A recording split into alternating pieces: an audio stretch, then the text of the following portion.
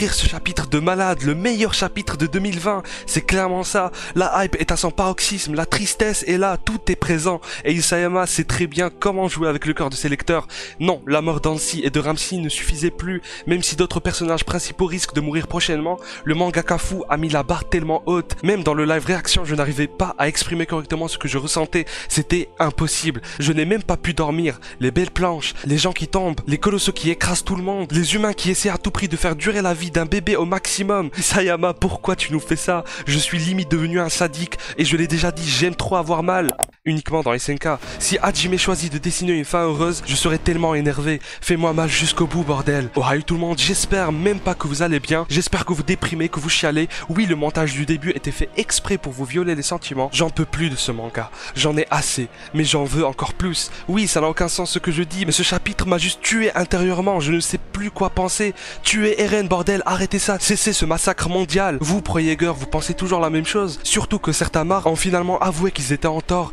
et sont finalement prêts à faire la paix. En plus, il y a la saison 4 qui arrive en décembre avec le chapitre 135. On va revivre plein de choses. La mort de Sacha et le grand-père d'Eren qui hurle devant lui. 2020 aura été horrible jusqu'au bout. Pour ceux qui m'ont rejoint sur Twitter, j'avais organisé un concours pour gagner un tome et je vais en refaire tous les mois. Bien évidemment avec de nouveaux cadeaux quelquefois. Je vous invite à vous abonner sur YouTube et Twitter. On attaque la revue du chapitre 134. Préparez vos mouchoirs. Salut de l'humanité. Et j'ai déjà plus de voix à force de crier. Allez, c'est parti. うるさい俺を死なせてくれないんだ終わりにしたいんだよ俺たちでミカサやアルミンみんなを救いたいんだその名はエレン・イエーガーユミル・フリッツは自由のために戦った名は進撃の巨人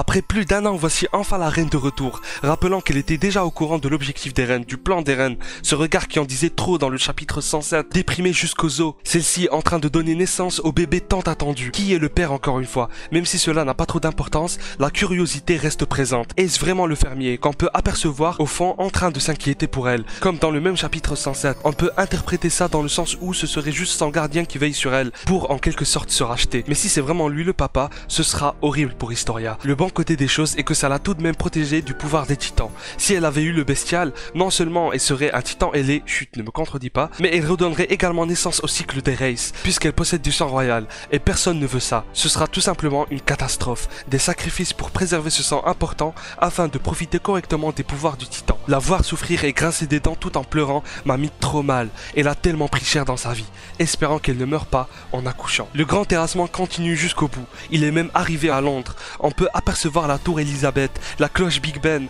Je n'aurais jamais cru qu'Isayama allait nous montrer le reste du monde. C'est tellement beau, des planches qui valent des millions. Certains tentent de s'échapper, d'autres prient Kami-sama, Dieu, pour qu'un miracle se produise. Et les voir comme ça tout en se faisant écraser dégage quelque chose de dingue, que je ne saurais pas décrire. Le désespoir est présent, le titre transmet tout cela. La façon avec laquelle Hachime a dessiné ce titan colossal, regardant d'un air à la fois triste et supérieur des petits êtres humains qui prient et appellent Dieu, c'était ouf, c'était tellement ouf. Tout le monde se fait marcher dessus, il y a du sang partout. Et du côté de Mar, plein d'Eldiens se sont retrouvés prisonniers, bloqués au sommet d'une falaise. Les titans arrivent de derrière, et devant eux se présente juste un vide, une mer tout en bas remplie de sang et de cadavres. Je me répète, mais c'est la première fois que plein d'images réussissent à dégager un sentiment de malaise et d'angoisse à la fois. Cette mère avec son fils qui vient justement de naître, rappelez-vous, dans le chapitre 131, elle était là avec son mari enceinte, contente, et là d'un coup, tout se transforme en véritable cauchemar. Eren les avait déjà vus, et ça lui a fait penser à Carla, sa mère. Cette maman finit par tomber, mais voulant laisser son bébé en vie le plus longtemps possible, décida de le laisser flotter au-dessus de la foule. Mais ce moment, j'ai clairement versé des larmes off-cam en relisant le chapitre. Toutes ses mains en l'air qui essaient d'aider l'enfant qui pleure. Cette planche, mais mon Dieu, c'est tellement beau et rempli de sens. J'aime tellement ce passage que je vais l'accrocher dans ma chambre dans un cadre spécial. Ending 3 de l'attaque des titans. Oui, encore une fois, Isayama avait tout prévu. On peut apercevoir plusieurs personnes comme emprisonnées. Derrière eux, plein de titans qui les dévorent petit à petit. Au fond, on retrouve cet enfant que tout le monde essaie de sauver. En plus, je dois vraiment me prendre le coffret édition limitée de la saison 2 pour vous montrer tout ce qu'Isayama a déjà prévu de faire dans cet ending. Ça va marquer l'histoire. Mais une question me traverse l'esprit, est-ce que ce bébé a une relation avec la dernière planche du manga? Oui et non. Ça peut être le cas s'il est le dernier survivant trouvé, car tout le monde peut le tenir en vrai, et ça voudrait dire que le grand terrassement s'arrêtera à un moment donné, et ça doit être une personne spéciale, et surtout la phrase qui est « tu es libre » laisse à penser que ce sera Eren. Isayama a dessiné cela tout en sachant pertinemment que personne allait deviner l'identité de ces deux personnages. J'ai déjà perdu ma voix, lorsque je finirai cette review je serai mort, vous allez m'excuser parce que ma voix elle est totalement cassée. Concernant les dirigeables, il y en a plus, effectivement ça se corse pour Monsieur Leonhardt et pour toutes les personnes qu'il a réussi à sauver. Cet endroit m'a drôlement fait penser à la fois où Grisha, Yeager et Faye admiraient la beauté des engins. L'attaque commence, c'est parti. Un capitaine Mar décide de lâcher son dernier discours aux soldats. Un discours que même les personnes coincées derrière entendront. Un message très spécial. Ceci est le dernier espoir de l'humanité. Les responsabilités des soldats sont énormes, mais peu importe le résultat. À la toute fin, ces responsabilités restent les nôtres. Nous, adultes, pas juste les soldats. Nous avons employé la haine. Nous l'avons décuplée. Nous avons cru que c'était notre seul sauveur. Nous avons délaissé tous les problèmes que nous avons déclenchés sur l'île de paradis, pour que finalement cela donne naissance à un démon qui viendra nous rendre cette haine. Si j'avais une autre chance, je jurais de ne pas commettre les mêmes erreurs. Si l'humanité reste en vie demain, j'espère que vous allez jurer pareil. J'espère mettre fin à ce cycle de haine et de faire renaître un nouveau rempli de paix, tout en abandonnant nos monstres qui nous habitent. C'était émouvant et épique. Je pensais que seul Théo Magat pouvait convaincre les Mar, mais pas du tout. Et c'est logique en plus. Leur remise en question est tout à fait normale. Ils n'ont pas d'autre choix. Tout le monde est coupable. Eldien et Mar, Karina et Monsieur Leonhardt également, qui haïssaient ces démons de l'île de paradis pour rien, avaient également contribué dans l'endoctrinement de leurs enfants. Annie et Reiner. Tout le monde regrette. Karina souhaitait avoir une meilleure vie en ayant le titre de citoyen d'honneur et de pouvoir vivre avec son mari Mar, chose impossible en vérité. Reiner l'avait découvert avant d'aller en mission. Karina souhaitait également pouvoir se venger en envoyant son fils en guerre. Pareil pour le père d'Annie. Rappelez-vous, une jeune fille qui apprenait à tabasser son papa. Toutes ces conneries pour un fichu tissu. Personne ne s'est véritablement comporté en parent avec eux. Et alors que la mort approche, le désespoir explose. L'attaque va donc commencer. Les soldats préparent plusieurs tonneaux pour les balancer au-dessus des titans, et surtout Eren, qui est le titan originel, le titan marteau d'armes et le titan assaillant avant tout. Ce dernier transforme Sig, révélation de malade et théorie confirmée, Sig était dans un pic en haut, enfin ce qu'il reste de lui, et voir Yeager capable de le changer en titan en mode je t'exécute en tant qu'administrateur, c'était incroyable. Il a réellement les pleins pouvoirs comme je le pensais, et ne dépend pas de Sig, contrairement à ce que pense Hansi. Les explosifs tombent du ciel, et semblent ne pas faire énormément de dégâts aux titans. Je pensais qu'Eren avait déjà anticipé tout ceci en prenant des roches à l'île de paradis. Mais dans le live réaction, je n'avais pas remarqué qu'il avait transformé Sig. Du coup, Eren, grâce au pouvoir du titan marteau d'armes, a pu créer des roches de cristal que Sig va détruire pour les jeter sur les dirigeables. Yelena, où es-tu bordel? On veut te revoir avec cette pose.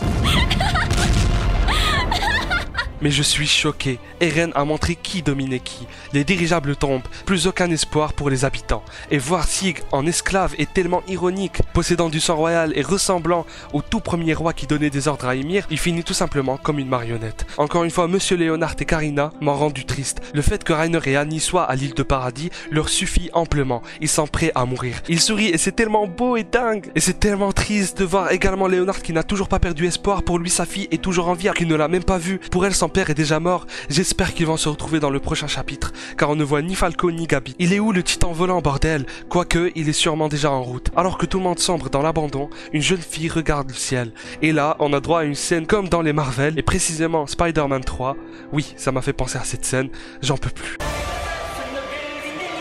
Même si on les a pas vus débattre sur leur plan concernant l'assaillant. L'avion est sur le point de tomber. Oyankopon finira sûrement écrasé. Il ne possède pas d'équipement et ne sait pas s'en servir, à part s'il a sur lui un parachute. J'espère en tout cas.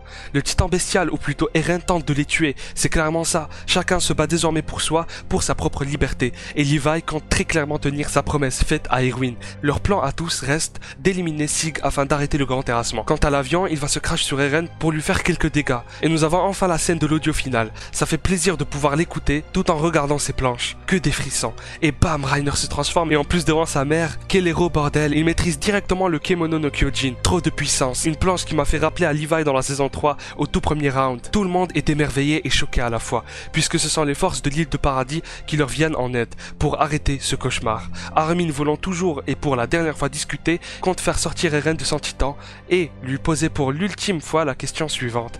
Quelle partie de toi est réellement libre? Où est ce Eren qui cherche cherche la véritable liberté, sans être son esclave à la fois. Comme je l'ai mentionné dans le live réaction, que je vous invite à aller regarder, ça m'a fait rappeler le chapitre 112, lorsque Arlette lui demande « Détruire Mikasa, c'est ça ta liberté? Le plus soumis de nous tous, c'est peut-être pas celui que tu crois. » Le chapitre se finit avec « Se battre jusqu'à la fin ». C'était intense. Le climax est là, la fin commence. Elle a déjà commencé il y a 2 ans, marre de me répéter, mais ça y est, c'est vraiment la fin, mon Dieu. Merci Sayama pour ce chef-d'œuvre. Dites-moi ce que vous en pensez de tout ça. Exprimez-vous en commentaire, ça va être tellement dur de décrire ce chapitre. C'est un grand plaisir pour moi, malgré l'énorme manque de temps que j'ai, d'être présent et de vous proposer toujours des vidéos sur SNK. Je suis là, vous êtes là, battons-nous jusqu'à la fin, nous aussi.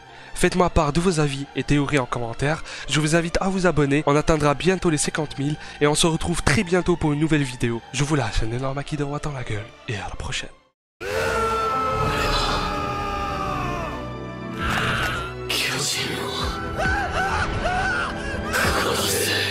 そしてその道は全て一つの座標で交わる。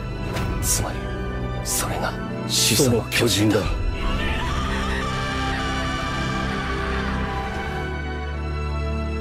一匹のグレス。 Mais je souffre, mais ma voix, bordel. Ah, bordel. Toujours Bordelot, Conseil 2020.